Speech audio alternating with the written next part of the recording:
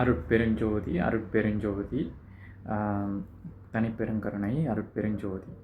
இன்றைக்கி வள்ளலாரோட இன்னொரு கருத்தை பார்க்க போகிறோம்.